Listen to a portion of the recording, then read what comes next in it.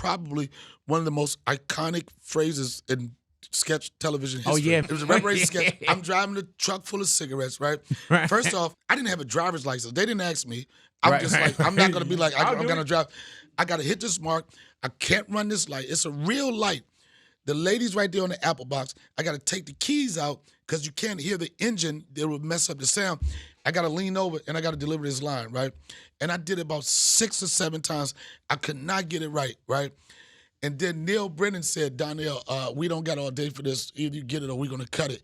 And out of frustration, I was like, I'm rich, bitch! Big Boy's Neighborhood. All righty, he's back in the neighborhood, ladies and gentlemen. Donnell Rawlings, welcome back to the neighborhood, bro. Birds flying high, you know how I feel. Hey, man, why when people do... Breeze. I don't know the word. I never know no words to no song, but you know enough. I know the part where they be like, and I'm feeling good. Bum, ba-dum. Hey, man, let me tell you, I don't even know what song you singing.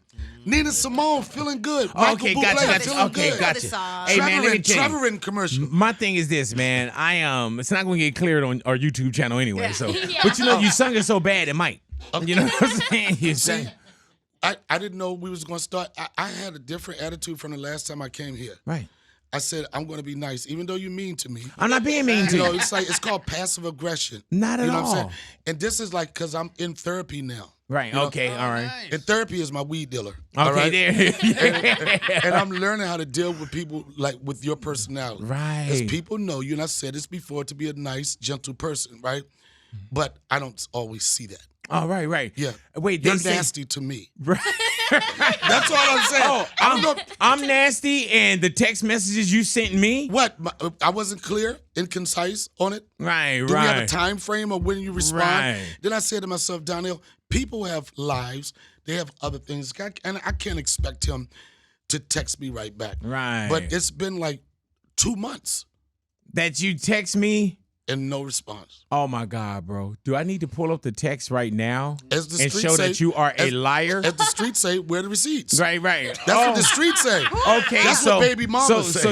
So you text me. I got all the receipts. You text me, and then I wait 2 months. I waited 2 months to hit you back. Right. All righty. Here we go. Okay. All right. Let me go to... You're Donnell Rawlings, right? Yes. All righty. Here we go. All righty. Now, it says on... It's got a lot of scrolling going on over there. Yeah, because we had a lot of conversation. Okay. All righty. So on Monday... Oh, okay. So Tuesday of September 19th, you hit me and you said, son, which sounds like you. And why did I read this in his voice? You know what I'm saying? Now, this is where you got me at. Can I come up next week? That was on Tuesday the 19th. Personally, I didn't see that. Oh! Because things are going down. Case closed. Case closed. But then I came back. A week later. No, not a week later. Mm-hmm. I came back the following Monday. A week later is Tuesday. All right? So you said 2 months. So then, all right, I might have been off with that time, but the disrespect is still in that time. I should have started. I should have started here. Wait. So no, this is Tuesday. Then I came back, and then you said, I don't want to be that guy, so on and so forth, but you wanted to come and do the show, which I love having you on. Right. I hit you back immediately. You hit me at 12:06, and I immediately hit you back the next hour.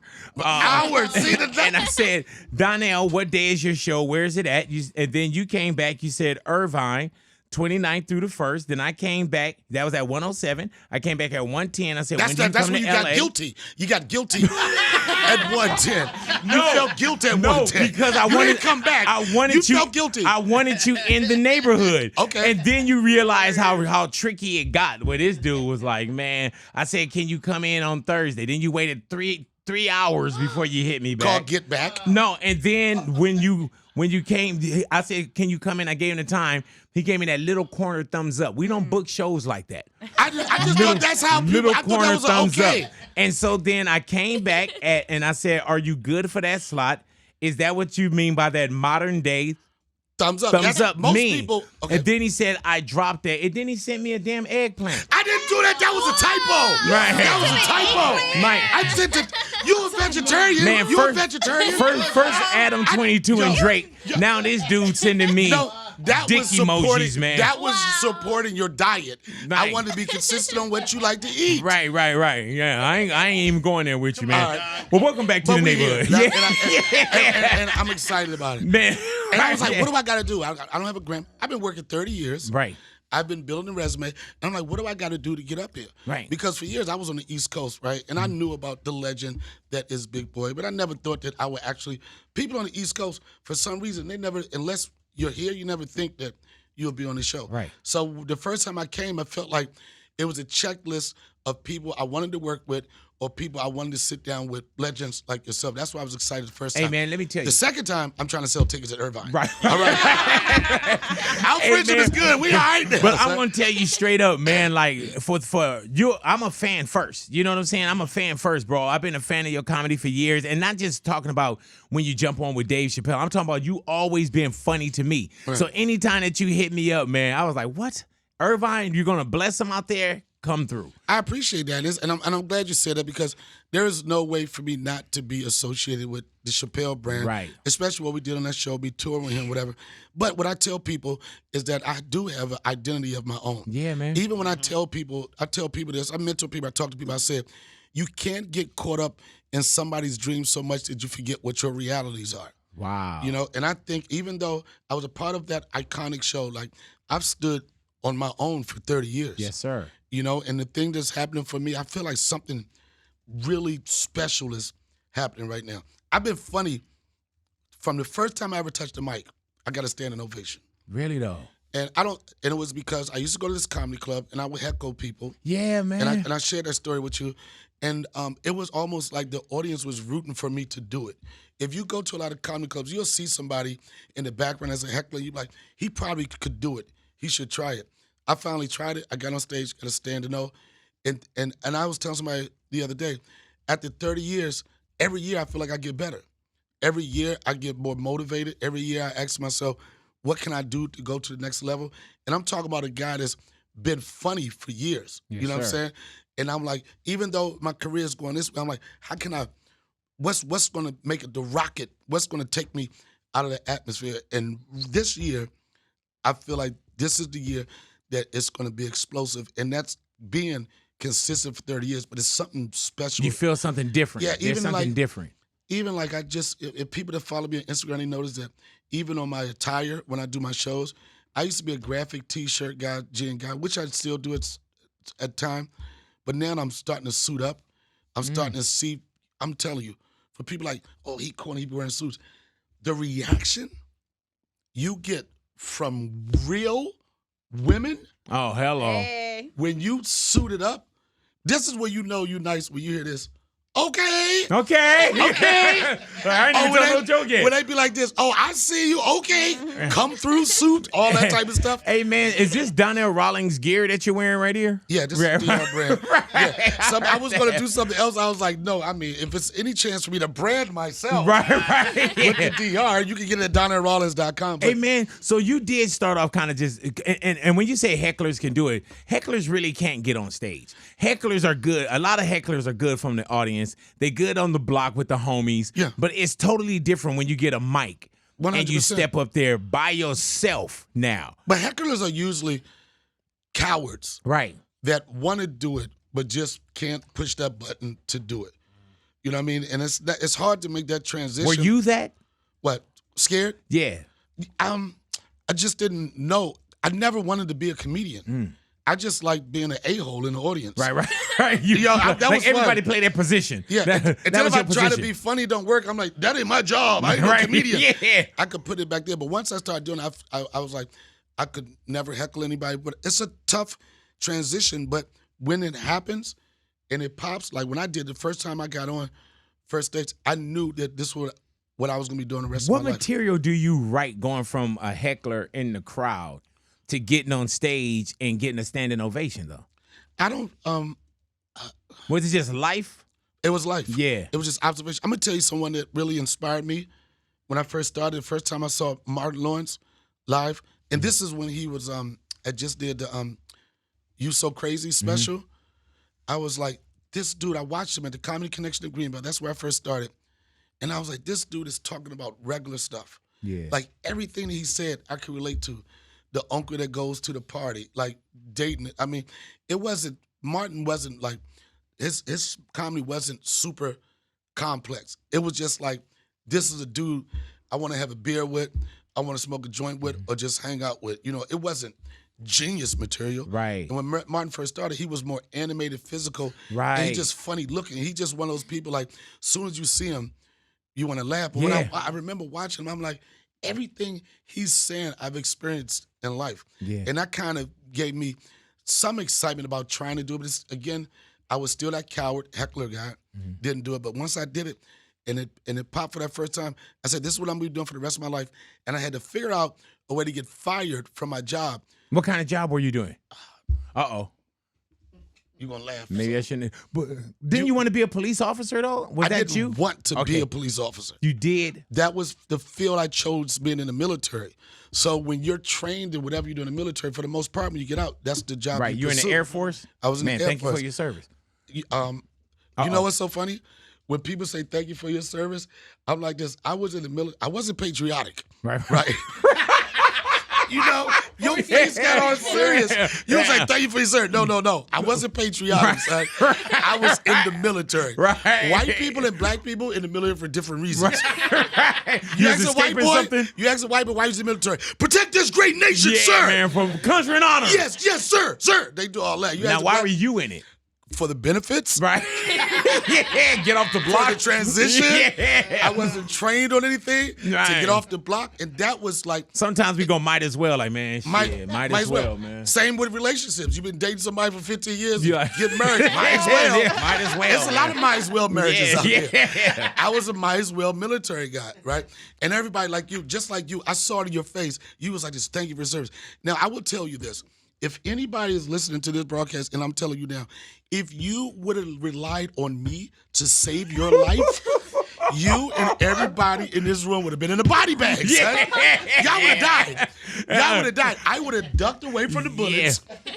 And the reason why I know you would have died, because in the military, you have exercises, right? You go through your training, but then they have to simulate a war situation just to see if you're prepared. Right. My first base, I was stationed in Kunsan, Korea. Oh. We had nuclear weapons on that base, right?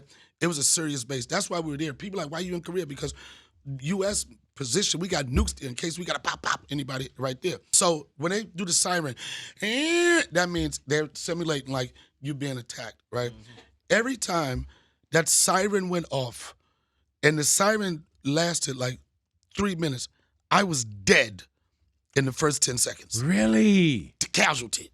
Damn. Done. And I'm going to tell you why.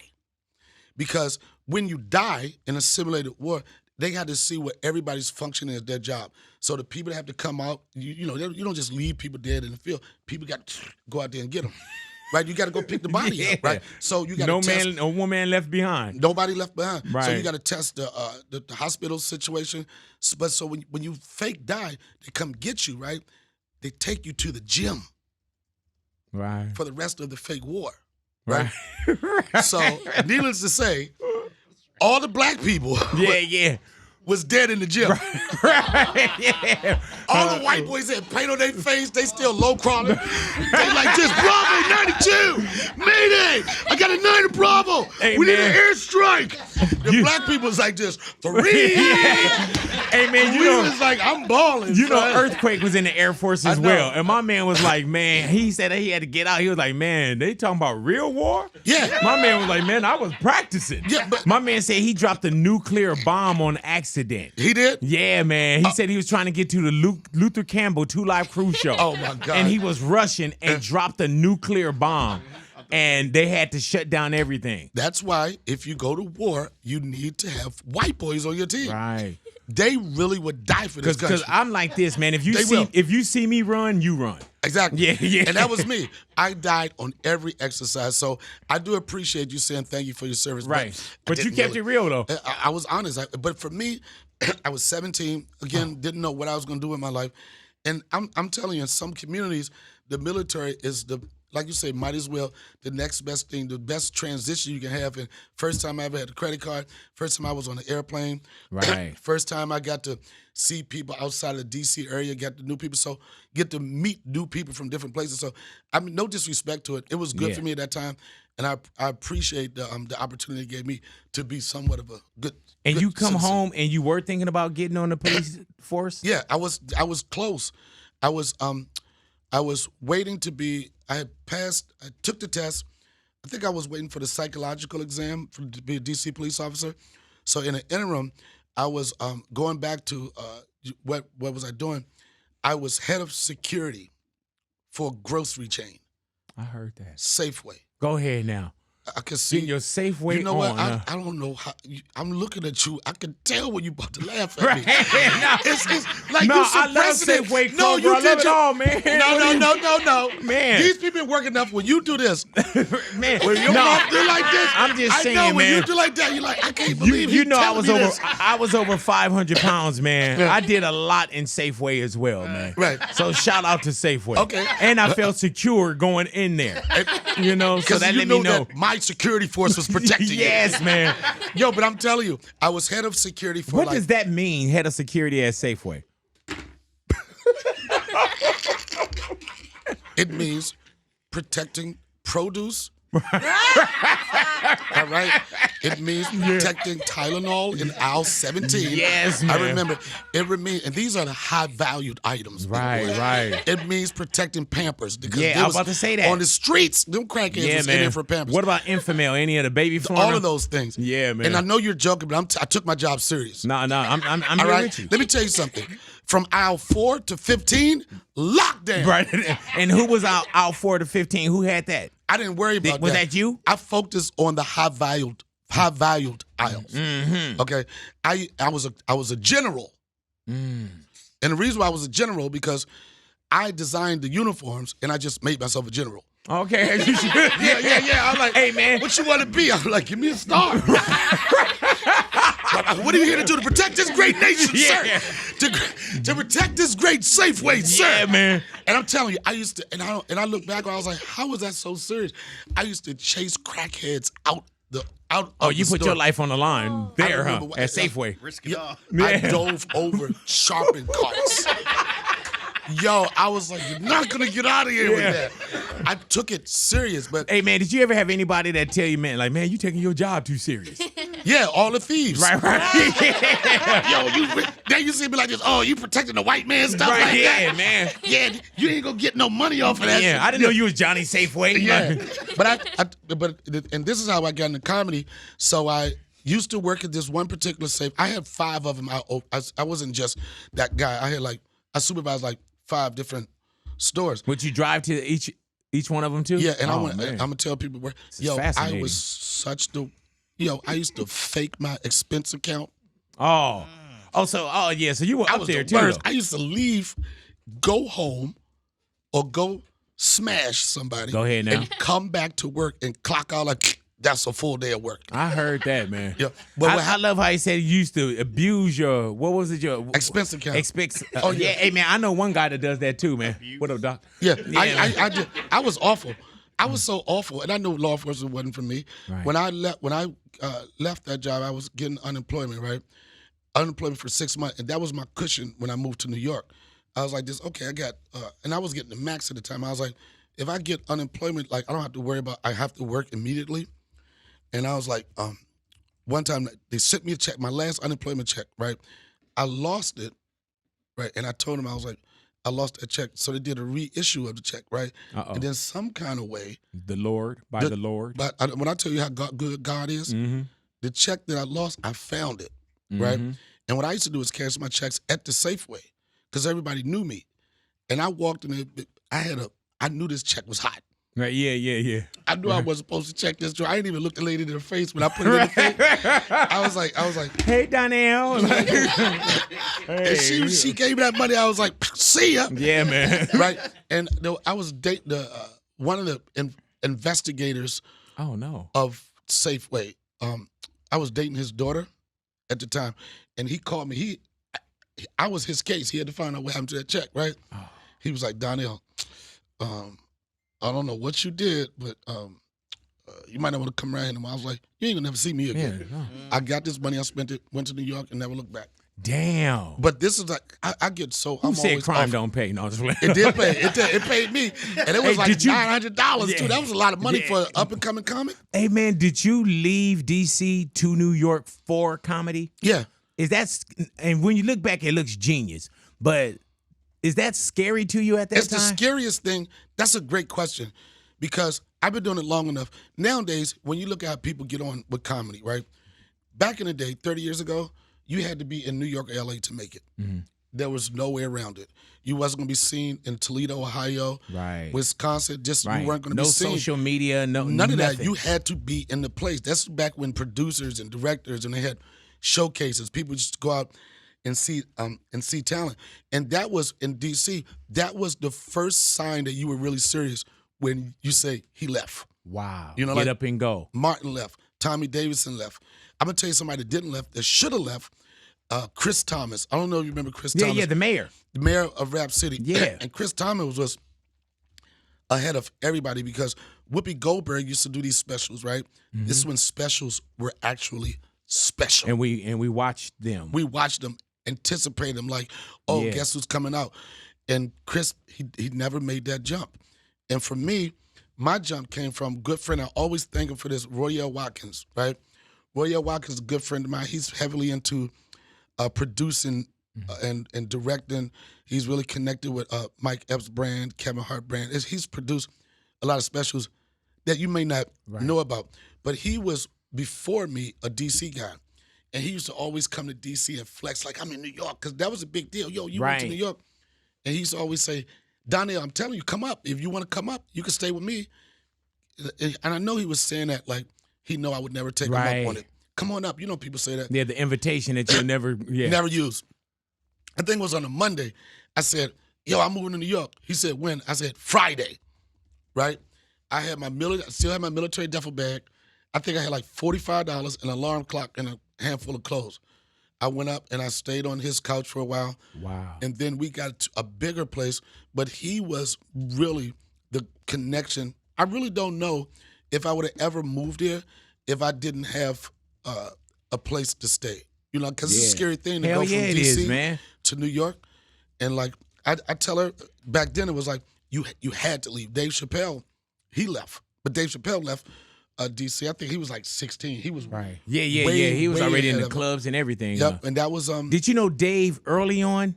I knew of Dave. Right, okay. Because being a comic from D.C., you always ask who left and who's the hot person. Right. And the crazy thing about it was, when I started, I made Def Comedy Jam. I was only doing comedy for 6 months. Damn. 6 months. I had a. So you go from being at Safeway, leaving, and being you're on head TV, of security, being head of security, being a general. I'm sorry, being a general. Man, the disrespect. No. Listen, I was a damn general, bro. I'm gonna do it right. Being a general of Safeway with 5 locations, right, under and one your star belt, on my show, and one star that you put on your, but one star.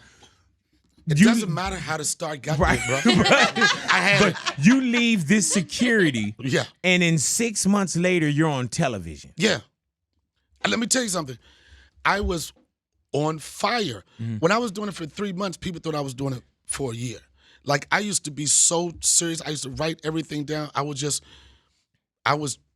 that guy. And aside from comedy, was that always a drive where you knew, like, anything that I do, I'm gonna do well? Somewhat, right. But particularly to comedy, that was it for me. You knew that. I never, like most people, when you talk about they start their career, they say, all they talk about, I want to be famous, I want to be rich. I didn't want to do any of that. I wanted to be good.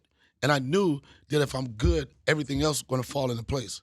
Because I never thought about, that's when I started. I never was like, when I was 10, 11, 12, like, I want to be a comedian. Right. It just so happened that I just slid into it. But you already had like quite a bit of life in the rearview mirror with the military, with working already, you know. So and you do hear people early on that say, "I want to be a comedian." I always knew. And nowadays, you can see with social media, somebody can get something hot viral, and then they become that. Right. Out of nowhere. Yeah. That's exactly what happened to me. It was just an accident. But you loved it. Even the way I got introduced to stand up, there was a guy, my friend Mike Washington. He used to work for Hostess Cupcake Company, right? Please, you can put a laugh in there right now. You're like, this dude's a general hanging out with people that work for Hostess. But that was a good job. But you know what? Sometimes you got to walk off your throne and go down there. You know what I'm saying? I did it. I demoted myself once I left. But he would come. He had this job by day, and at night he would do stand up. So, and the reason why I got introduced to that club was he would give out free tickets to the club. So that's why I first started going there. Me and a whole bunch of people that I work with, we would just go just for fun. Right. And that's what led to me being a heckler, doing it, and 30 years later, never, ever, ever look back and can't consider doing anything else. I never dreamt of this. Never was like, when you asked me when I was younger, what do you want to be? My first thing I would say was an architect, right?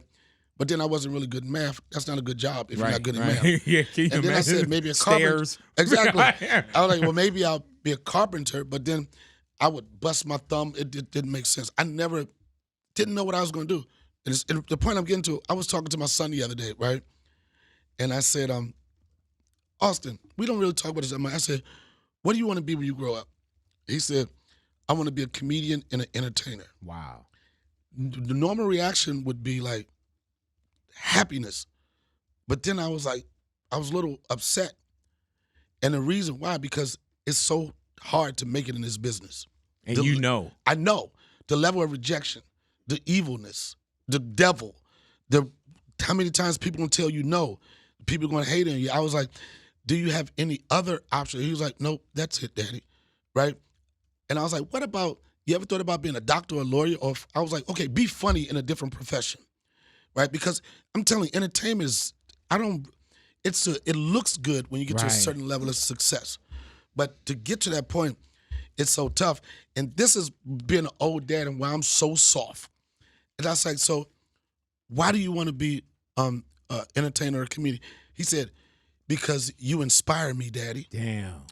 And look, I was like, oh. Yeah. All right, and I had to wipe that tear off and get back to my gangster. Then I punched him in his chest right after that. Don't you ever make me feel that soft again, son. Man, I'm a general. You know, we get it. And how old is your son? Stop disrespecting my service. Man, not at all, man. When I said thank you for your service, you told me don't thank you. Yeah, I'm confused, man. Your son is what, like 6, 7, 8 years of age? Yeah, that's got to be it. And you know, it's not like we blocking our kids' blessings or we don't believe in them. You just know the journey, and you're like, man, I want you to get, but I don't want you to go through this. I don't want you to go through so much. But then, because when he said you inspire me, then I said to myself, well, if he's really serious about it, he's going to be way better than I am. And the reason why I said I've mentored so many people, I've helped so many people, careers like take off, and a lot of times people are ungrateful. They never say thank you or whatever. It's like, okay, thank you for that. Well, it's like, all right, bye. Right. But I'm like, if I could put that same energy that I put into other people into my flesh and blood, he's gonna be a beast. Yeah, minus the Joe Jackson beatings and stuff. You just talking about? Nah, I don't beat. I don't. I think I would have been a beater if I would have had a kid in my 20s or whatever. Right. But later on, like I'm really like a granddad and a dad in the same bag. So I don't pull my belt up. I pull out like chocolates. Yeah. Hey man, you know how when the grandparents, the child will be like, oh, they never was like that with me. So you saying that you both of them? I'm both. I can win grandfather and father of the year in the same year. Hey man, did you reshoot your the comedy special? I'm doing it. Good. That's why you the best. That's good questions. November the 9th through the 11th, I'm doing the New York Comedy Festival, and we're going to shoot it again. Because you already had shot the comedy special. Yep. And then Dave told you. Dave was like, and it was a tough thing for Dave to say because I put a lot into it. Yeah, man. And I went from catching a standing O, chest bumping Stan Latham, high-fiving my dudes until 2 weeks before it's about to be released. Dave said he wants to do it again. And this is like a good test of being able to accept constructive criticism and look past what your needs are and what you think. And Dave told me, he said, Donnell, it's not that it wasn't funny. He said, I could put you in front of any audience and you will destroy the crowd. He said, but that doesn't make it a great special. Mm-hmm. I could be in a moment, don't make it a great special. And I rewinded. I did have a lot of COVID jokes when I did it. Right. It was stuff that would have dated, you know. Right. And he told me out of the 4 people for the home team, shout out to Linnell. Her special just dropped. It's very funny. Man. Earthquake special. Yes, sir. Tony Woods has one. And this is not to slight anybody on that list, but he said, Donnell, your special out of everybody is the most anticipated. And your that's special because is of special. and because of what my connection was with him in that show. Like, I'm forever directly aligned to him. Right. It's like Batman and Robin. Lunell is a comic that's been doing 30 years that was deserving of it years ago. He gave her the opportunity. Earthquake is a guy that's been doing it over 30 years. Tony Wood's another guy over 30 years. I got 30 years. So Dave was like, if Hollywood doesn't see these people, I want them to see them, you know? And, but my particular special, like when I do these arenas with Dave, nobody knows I'm on the show, right? When DJ Trauma does the intro, he like, you know, when Dave travels, he likes to bring his friends out. People still don't know who it is. You know, you've seen this guy on HBO The Wire, and they might get a little bit of claps. You've seen him on BMF. You might get a little bit of claps. But it's just chilling to me. But when he says, but you fell in love with him as Ashley Larry on the Chappelle Show, 18,000 people go crazy. Yo, they go crazy. And I don't take that for granted because Chris Rock said, yeah, your celebrity will get you a minute of like, yeah, but then you got to go to work after that. Right, yes, so sir. Now, even though they really receptive of me and excited to see me, it's my job now just to keep smoking. When those applause fade down. They don't. Then, but I'm talking about when they stop for that. They come. Boom, then you got to I got to work. Even now, I test myself with that. Even now, I was singing that song, Nina Simone, Feeling Good.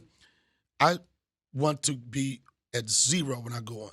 Like when they introduce me now, it's like, and then I just let it calm down, let that Nina kick in, where people like, what's going on? Where is he?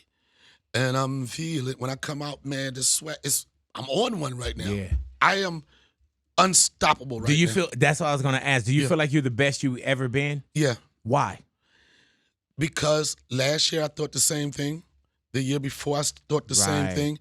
And I keep on adding to it. And I think I'm the best I've ever been. Mentally, I'm at probably most peaceful place I've been.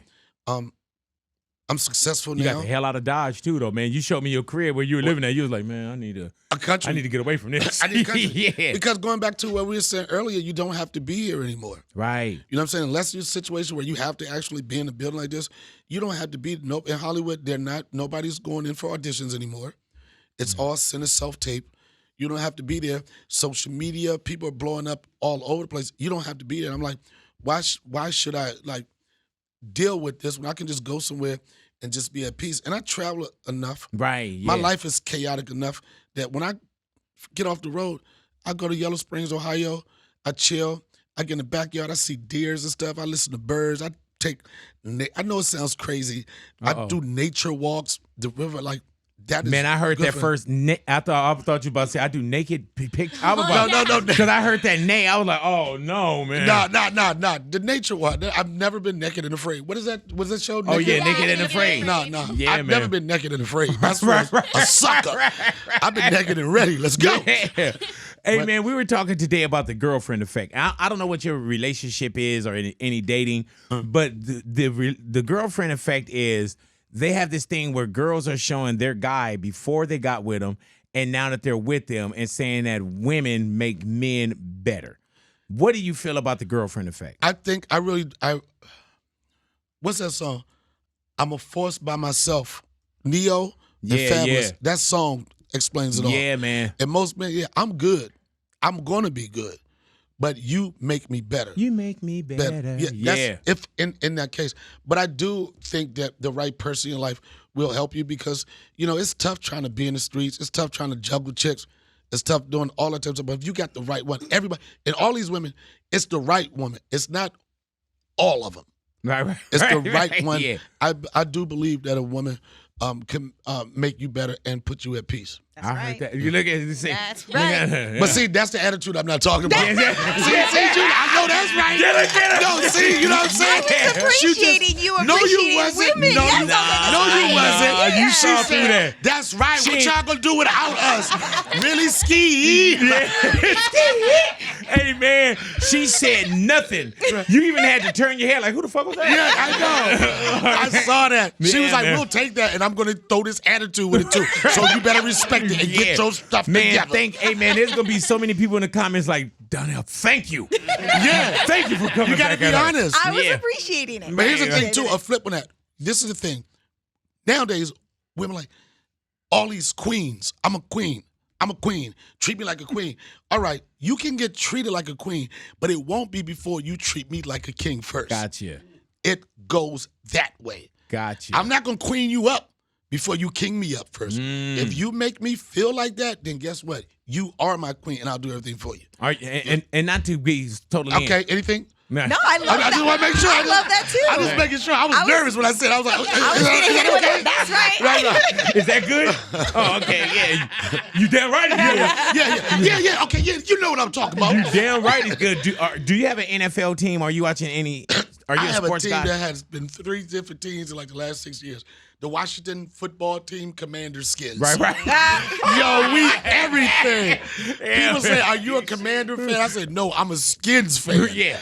and I'm going to be a Skins. Hey fan. man, they run out in different jerseys. Like man, Different. It's been different, like 3 different jerseys and names like the last Hey man, 5 what years. did you call them? The Washington Commander Commanders football team skins. Yeah. Like we got everything. You got to wear 2 helmets on that team.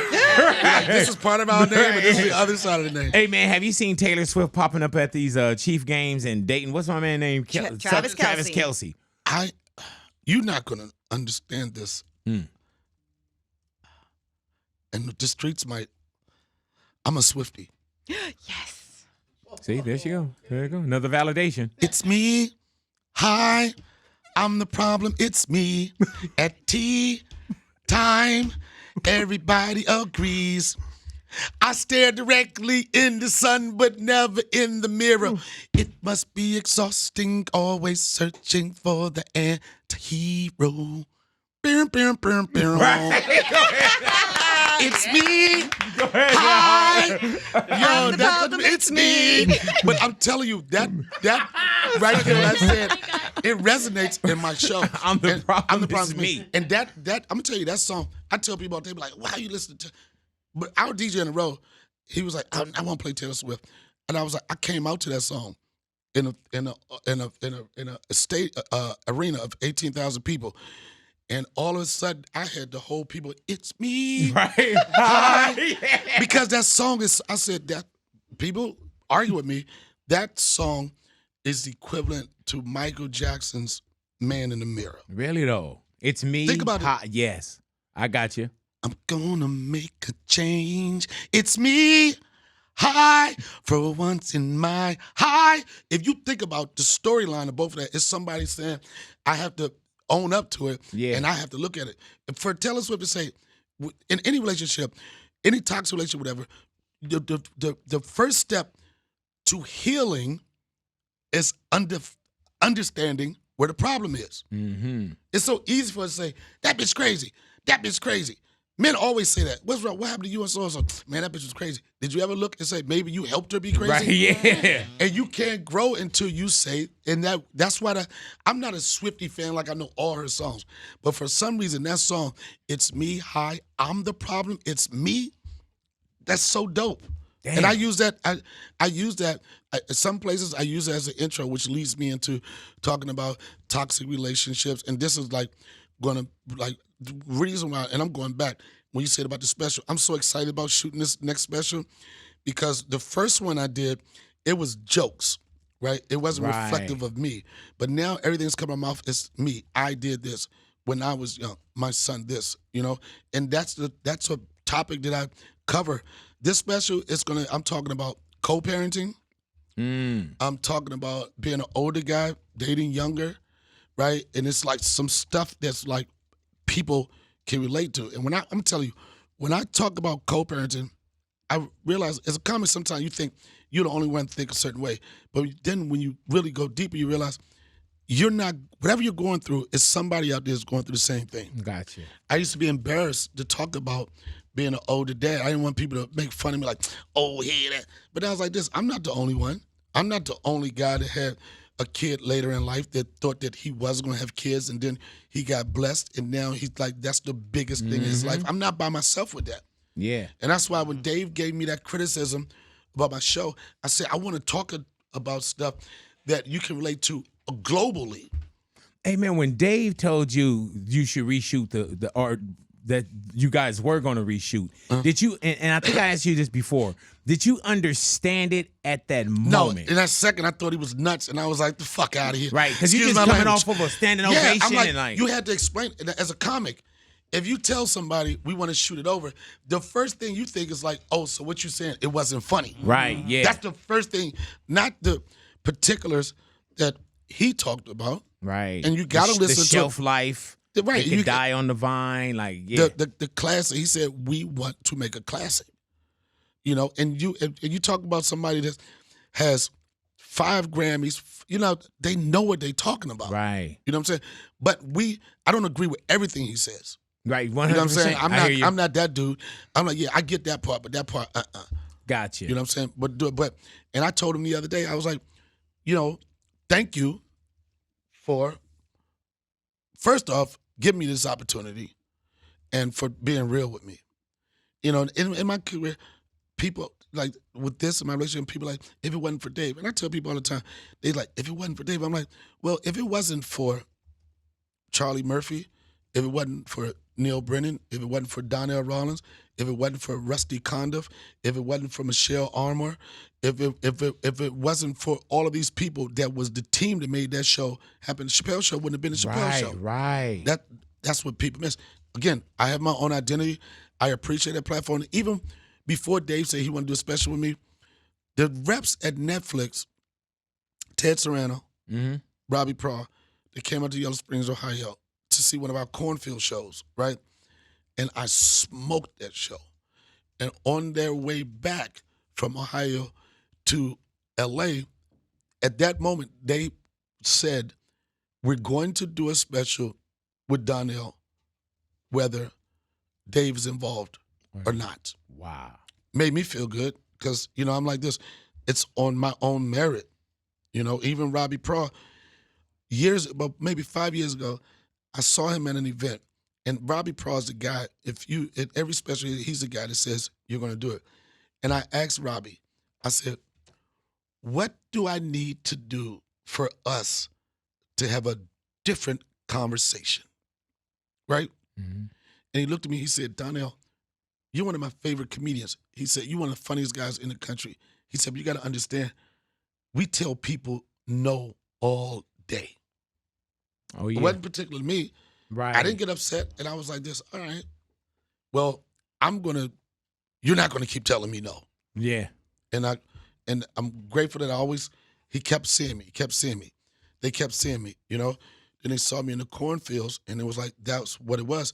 But then I had to play a more gangster role because even though they wanted to give me a special, I knew that I wouldn't get top dollar going into it without the help of Dave. Gotcha. You get what I'm saying? So you know how. I was like this. I was like, okay, we could do it, but I knew that I knew I was going to get a certain amount of money, to which half of that was going to production, to which, okay, this is the piece that launched me to get more money. But I knew if I waited, have my guy negotiate and do it, it'll be quadruple time that much. So that's what I did. It paid off. Hell yeah. And you shooting in November? November, yeah. I'm excited about it at where is it? At the Hotel Cafe in Manhattan, in Times Square area. Caroline's Comedy Club. You know Caroline's Comedy Club? Yeah. Well, they're not in business anymore, but the same people that produced those shows for years, they do this festival every year, and I'm a part of it. And at first we wasn't scheduled to do the special, but I was like, Dave, this makes sense. We both have a crazy schedule. I got a schedule, you got a schedule, but I'm already scheduled to be here. Let's just drop them cameras. He made a call to Ricky Hughes. Shout out to Ricky Hughes, one of the dopest producers to do it, and Stan Latham. They made the call, and knock on wood or whatever, we're going to go through with it. But at the end of the day, it don't matter because the check already cleared. Go ahead, no. They can do whatever they want. I'm like, y'all ain't getting that money back. So you know it matters because crap first with you. You know what I'm saying? I'm like, you're not getting the money back, so you better roll those cameras. Right. But the crazy thing about it, Big Boy, is that sometimes, people need specials for people to be introduced to who they are. They don't know them from anything. You know what I mean? It's just this is the guy. This is what's going to break him. And I'm not being cocky when I say this. I don't really need a special. And the reason why I say that because I got 30 years banging these clubs. My attendance on these shows are going crazy. The special is going to take me to a next level. But the consistency and my trajectory is already going. And you've been seeing that for years. Yeah, and I think now it's like people are like this. They frustrate like, when is he going to get a special? You need one. Bert Kreischer saw me at Montreal Comedy Festival. Him and his wife stood up in the back and watched me do 50 minutes, right? And at the end of that, Bert looked at Robbie Pross and said, "What are you guys doing?" Yeah, man. Bert, good friend of mine, he was like, "Donnell, I'm not blowing Was he smoke." wearing a shirt when he said it, or you? He had just put the shirt on. Oh, okay, yeah. But he just teased. He had like one titty out or whatever you call it, man, breast. Yeah, but he was just like, "What you doing?" And it's like, that's just like people that have been knowing me for years, they really rooting for me. Yeah, man. To have this special, and people really feel like it's deserving. Hey, man, and understand when I ask you this: being with Dave Chappelle, is it a gift and a curse? It's not really because I know how to handle it. Right, gotcha. You know what I'm saying? Like some people, like there's no envy, there's no jealousy. It's a gift and curse when you look at somebody like that could be me. Right. Gotcha, I want that spot. It don't do that. It doesn't. I don't do that because I know I'm nice. I know I'm nice. Anybody, if validated by me. Yeah, anybody, like people always like, Dave's like, who's one of your favorite comedians? I was like, Dave is one of my favorite comedians. And I'm like this, ask Dave Chappelle who one of his favorite comedians is. And I guarantee you my name will pop up. That's dope. So it's a mutual respect. I know I'm nice and I'm going to have my time. This is his time. Will I get to that level? It's very doubtful. I don't have that many years left to accomplish what he's done and what he's done for the culture, humanity, and everything. And I don't think that I'll have a situation, and I probably said this on the show before, where I have that Muhammad Ali moment where, okay, what are you going to make this judgment on? Your morals, your character, and everything. That's what really makes him special. And that's not me. Now, entertaining, funny, in your face, I'll give you all that. You know what I mean? But for people to follow me, to be a leader and all that type of stuff, and we kind of hit this conversation on our last Get Down, but when Dave walked away from that $50 million, were you in contact with Dave, or did he just nobody? Yeah, nobody was in contact with him other than really. Were you trying to? If you were in contact with him, would you have said, "Man, come back and get this money," or you already knew, like, man, it was bigger than I whatever wouldn't say that was? because that's a big decision. But I will say, I felt like on set, I felt something was going on. The last time I saw him before he took off, we were doing the mummy sketch. Frankenstein, Charlie Murphy was Frankenstein, I was the mummy, and Dave was a werewolf, right? It was so funny because Dave was dressed up like a werewolf, and I could see in his eyes something was going on, right? And then me and Charlie we happy. We got the Rich Bitch tour going on. You know what I'm saying? Like, we got that tour going on. We going into the third season. We happy. And I saw him. He said, he was like, I guess 50 million not enough. And I was like, no, I'm dressed like a mummy, right? And Charlie's like a Frankenstein, right? So we look at it like, what? Hell yeah, that's enough. I didn't understand it. Wow. I didn't understand it. And then the next day, it was gone. So he said that to you, I guess 50 I million. don't think he didn't say it. I think he was just talking out loud. It was just like, and I was just like, I don't understand what's going on because I'm not thinking about. I'm not dealing with the behind the scenes. I'm not dealing with the contract stuff. I'm not dealing with, you know what, our ratings are blowing up. We deserve more. Anything. I'm just in the moment. And I know every chance that I get for people to see him in the show is going to put more people in the seat. I wasn't going to get rich off the Chappelle Show. I knew it. Right. Off the actual show, no. But if I build the right thing and I take the popularity of that show and bring it back to my brand and my style of comedy, I can get my money there. But I never looked at Chappelle Show like, I need this money. I didn't care. They could have paid. I would have worked for free just for the exposure and just for people to see what I've been doing for years. Yeah, because people thought you were making a grip over there, but you said that you weren't. Yeah, but that's the illusion of television. Yeah, man. People see on TV, they're like, "Oh, I see you break me on something." You know, usually Mr. Big Time. Yeah, oh, what's up, Hollywood? Somebody was telling me the other day. I was just talking about when I was frustrated with the union during the pandemic. When in the union, you have to get a certain amount of work to qualify for health insurance and stuff, right? And I thought it was unfortunate during the pandemic when nobody could work, they was kicking people off their plans. Wow. I didn't have an opportunity to work. You got to make a certain amount before you qualify, and it's really good health coverage. I thought that was like really, really foul. But hey, man, when you go from, I guess, 50 million is not enough, and you said Dave pretty much the next day was gone. Yeah. And you said you didn't see him. I remember, man, when the world was looking for Dave Chappelle. Everybody was. I walked into a taco stand in Whittier, California. And you saw him? At 3 a.m, and I saw Dave Chappelle. And you probably, there. For me, it was a couple years after that, I had that same situation at a comedy club, right? And it was almost like a ghost. Because I know, and you've been in this field, I know you had a lot of questions, right? Yeah, man. You turned around, you was like, whoa, hey. And people say, when I saw him, people say, how do you feel? I said, I wanted to smack him and hug him at the same time. Like, come on, let's get this money. But at the same time, are you all right? And, the crazy thing is, me and Dave have never had a conversation on why he left. Wow. Never. Because to me, it wasn't important. When I saw him, I was like, I see my friend. Yeah, man. How are you in spirit, mentally, physically? Because what people don't know is that, like, he's one of my closest friends. It's not somebody that I just work with. I mean, talking about, we've been to weddings together, we've buried people together. You know what I'm saying? Like, that's really my brother. And that's why when I hear, like, these groups and everything, when they try to say the person that he's not, I get really offended. Right. Because I really know who the person is. I know the person that would do anything for anybody. I know the person, even though people were being harsh on us during the pandemic, we was doing shows and stuff, but I know the person that tested an entire town before people could get tested.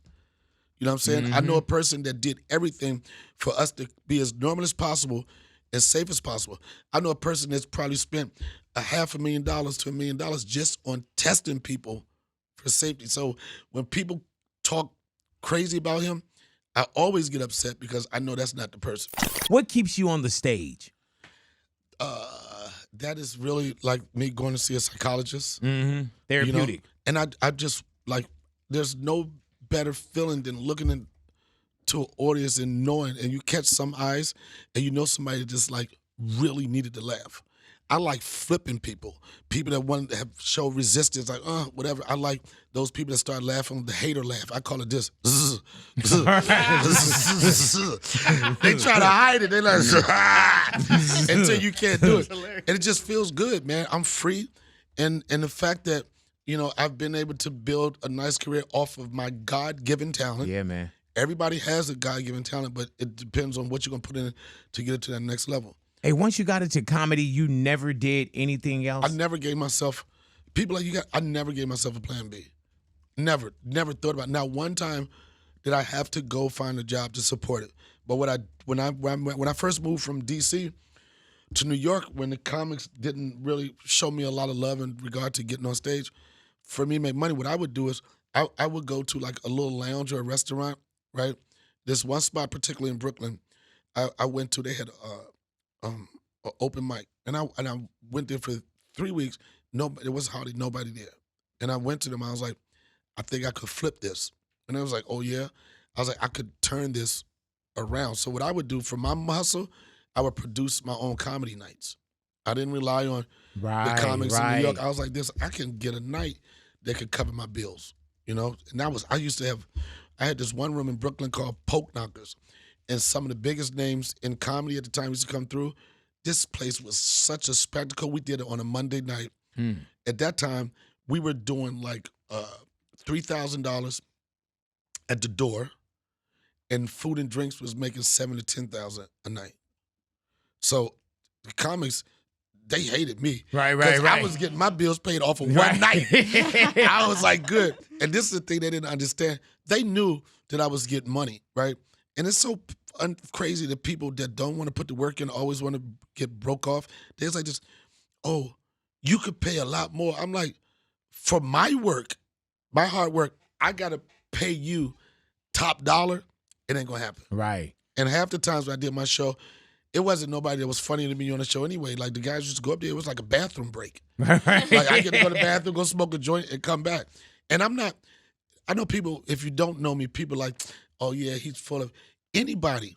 If you check my resume or anything I've told you, if it's anybody was around at that time, everybody will say he's not lying about anything.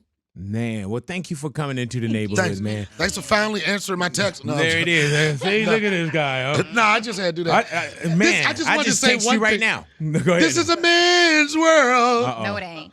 Yeah, see? But she didn't even listen. Then she was gonna come back and say, "Who run the world?" Oh, wait, shut up. If you say this is a man, but it wouldn't be nothing. Nothing without a woman. See, you didn't let it burn. No. Do it again. That's what's wrong with y'all women today. Sorry, my bad. Yeah. I know. Yeah, man. But see, I'm calm. See, this is what.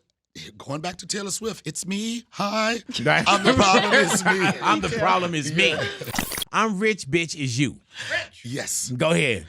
I'm rich, bitch. Hey, man, so where did that come from? It was originally on one of Dave's stand-up jokes years and years ago. I think the special was called Trick Whitey or something, right? But when we were doing that sketch, it was a reparation sketch. It was a reparation sketch. I'm driving a truck full of cigarettes, right? First off, I got to hit this mark. I didn't have a driver's license. They didn't ask me. I'm I'm not going to be like, I'm going to drive. I got to hit this mark. I can't run this light. It's a real light. The lady's right there on the apple box. I got to take the keys out because you can't hear the engine. It will mess up the sound. I got to lean over and I got to deliver this line, right? And I did it about 6 or 7 times. I could not get it right? And then Neil Brennan said, Donnell, we don't got all day for this. Either you get it or we're going to cut it. And out of frustration, I was like, I'm rich, bitch!